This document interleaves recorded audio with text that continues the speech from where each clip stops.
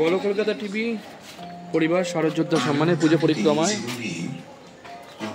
আমরা প্রতি বছরই এখানে আসি, দেখাই তুলে। তোর এটার নাম কি? শিশুদল পল্লীশ্রী সংঘ তো? তোর নামটা বিপ্লবতী রায়, বিপ্লবতী রায়। আমরা দেখাই সেই যুগের শিল্পী, সেই শুরু থেকে আসছি আমরা কয়েক বছর ধরে। এই ছোটো থেকে আস্তে আস্তে আস্তে আস্তে আস্তে আস্তে নিজের হাতে প্রতিমা, নিজের হাতে টিম, নিজের আবেগ দিয়ে এই পুজোটা করে চলেছে। আমরা শুরু থেকে দেখাচ্ছি।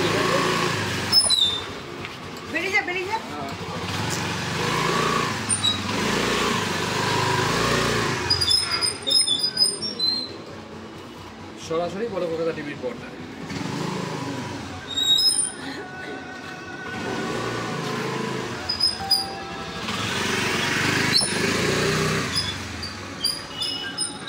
কিছু বল।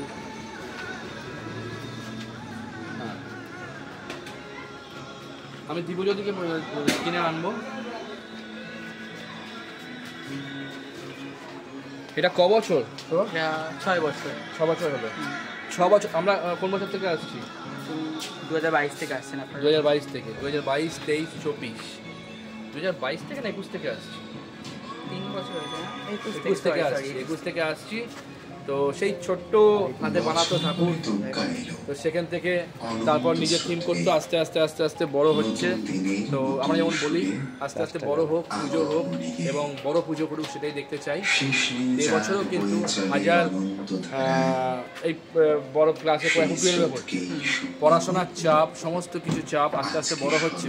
তো সব কিছু চাপ মিটিয়ে এবং পারিবারিক সামাজিক যে অবস্থা তার মধ্যে দাঁড়িয়ে থেকেও কিন্তু এই আবেগটা ধরে রেখেছে।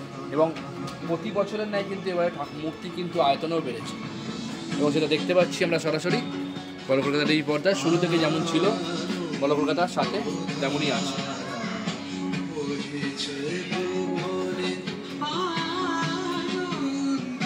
সরাসরি দেখলেন বড় কলকাতা টিভির পর্দায়।